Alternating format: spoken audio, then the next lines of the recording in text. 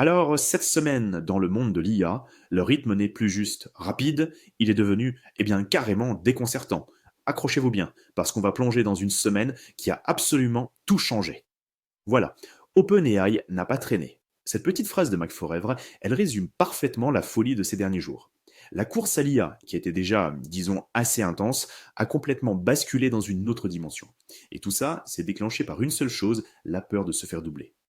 Parce que, en coulisses, la tension est montée d'un cran. On parle d'un code rouge qui aurait été déclaré en interne chez OpenAI. L'objectif était simple mais radical, une riposte immédiate, massive, face aux avancées de leurs rivaux, principalement Google et Anthropic. Et le résultat de ce code rouge, on l'a vu tout de suite, ça a été une véritable cascade de lancement, des modèles majeurs, sortis dans la précipitation, en urgence. En l'espace de quelques jours à peine, les règles du jeu ont été totalement rebattues. Regardez un peu cette chronologie, c'est juste hallucinant. On avait GPT-5 en août, une mise à jour en novembre, puis là, début décembre, Google sort son Gemini 3. Et la réponse de OpenAI, moins d'une semaine plus tard. On est passé de mois entre les mises à jour à quelques jours à peine pour répliquer. C'est la preuve, s'il en fallait une, que c'est une bataille acharnée où chaque heure, littéralement, compte. D'accord, donc ça va vite, très vite. Mais au-delà de cette vitesse folle, qu'est-ce qui se joue vraiment en coulisses? Eh bien, au cœur de cette guerre, il y a une bataille technique qui est absolument cruciale. C'est la course au raisonnement. Et là-dessus, la réponse de Google, leur grand coup, c'est ce fameux mode DeepSync. Et attention, ce n'est pas juste une petite mise à jour, non, non, c'est une refonte complète de la manière dont leur IA pense, entre guillemets, pour résoudre un problème. Alors, comment ça marche, ce truc? C'est ça qui est fascinant. L'approche est complètement nouvelle. Avant, on avait ce qu'on appelait une chaîne de pensée. Une seule ligne de raisonnement, qui pouvait être assez fragile. Maintenant, avec DeepThink, c'est un raisonnement parallèle. Imaginez, pour un problème complexe, le modèle lance plusieurs hypothèses, plusieurs chemins de réflexion en même temps. Il les explore tous en parallèle, et à la fin, il converge vers la solution la plus solide. C'est une approche beaucoup, beaucoup plus robuste. Et est-ce que ça marche? Eh bien, les résultats parlent d'eux-mêmes. Si on regarde les benchmarks pour les maths, le test GMS8K, Gemini et son DeepSync prennent la tête, et assez nettement. Par contre, pour la génération de code, sur Human Eval, c'est toujours Claude 3.5 d'Anthropic qui est devant. Ça nous montre bien qu'on assiste à une sorte de spécialisation des modèles. Et ça nous amène à une distinction stratégique qui est devenue super claire cette semaine. D'un côté, on a OpenAI avec GPT-5.2 qui veut devenir l'assistant professionnel ultime, celui qui gère des projets entiers et automatise tout.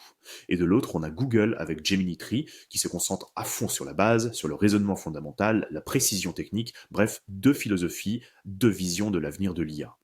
Mais bon, toute cette bataille technologique, c'est une chose, ça ne vaut rien si ce n'est pas utilisé. La vraie guerre, elle se joue sur le terrain, celui de l'adoption concrète par les entreprises. Qui va vraiment s'imposer dans le monde du travail? Et là, attention, le chiffre est juste énorme. 76%. C'est le pourcentage de professionnels qui utilisent aujourd'hui une IA générative au travail. On était à 46% l'an dernier. C'est une hausse de 30 points en un an, c'est une explosion. On a dépassé le stade du gadget, c'est clair, c'est devenu un outil de travail essentiel. Et pourquoi un tel engouement? Alors oui, bien sûr, il y a la productivité, le gain de temps, c'est ce qu'on voit tout de suite. Mais ce qui est peut-être encore plus intéressant, c'est que pour plus de la moitié des gens, la raison principale, c'est que l'IA leur permet de faire les choses différemment. On n'est pas juste en train d'optimiser, on est en train de réinventer les façons de travailler. Et forcément, cette adoption massive, ça a déclenché une guerre sans merci pour savoir qui sera l'IA de référence des entreprises. Prenez Accenture, un géant du conseil. Eux, ils ne mettent pas tous leurs œufs dans le même panier. Ils signent un gros partenariat avec OpenAI, mais en même temps, ils forment 30 000 de leurs employés sur Claude, le modèle d'Anthropic. Et Anthropic, parlons-en, leur croissance est fulgurante. Ils ont carrément racheté un outil technique, Bonne, pour maîtriser toute la chaîne de valeur du code. C'est très malin. Ok, on a parlé des géants. Mais attention, cette guerre n'est pas juste une affaire de multinationales. Loin de là. La communauté open source a lancé une contre-offensive, et elle est spectaculaire. Et cette contre-offensive, elle a un nom, Mistral 3, un modèle de, tenez-vous bien, 675 milliards de paramètres. Certains l'ont décrit comme une arme nucléaire open source. Et pour cause, il rivalise avec les tout meilleurs modèles propriétaires, sauf que lui, il est totalement ouvert et accessible à tous. Alors, la question c'est comment ils font ça? Le secret, c'est une architecture appelée mélange d'experts. Pour faire simple, au lieu d'avoir un seul cerveau monolithique, le modèle est composé de plein de petits sous-réseaux spécialisés, des experts. Quand on lui pose une question, il active seulement les experts pertinents. C'est ça le secret de sa puissance et de son efficacité. Et l'arrivée de ce modèle comme Mistral, ça confirme une tendance de fond vraiment importante. Le paysage de l'open source est en train de se mondialiser. La domination historique des Américains s'effrite sérieusement. On voit une montée en puissance de l'Europe avec Mistral, et surtout des modèles chinois comme DeepSeek ou QN qui sont extrêmement performants. Bon, tout ça c'est bien beau, la technique, la géopolitique, mais à la fin, quel est l'impact concret de tout ça?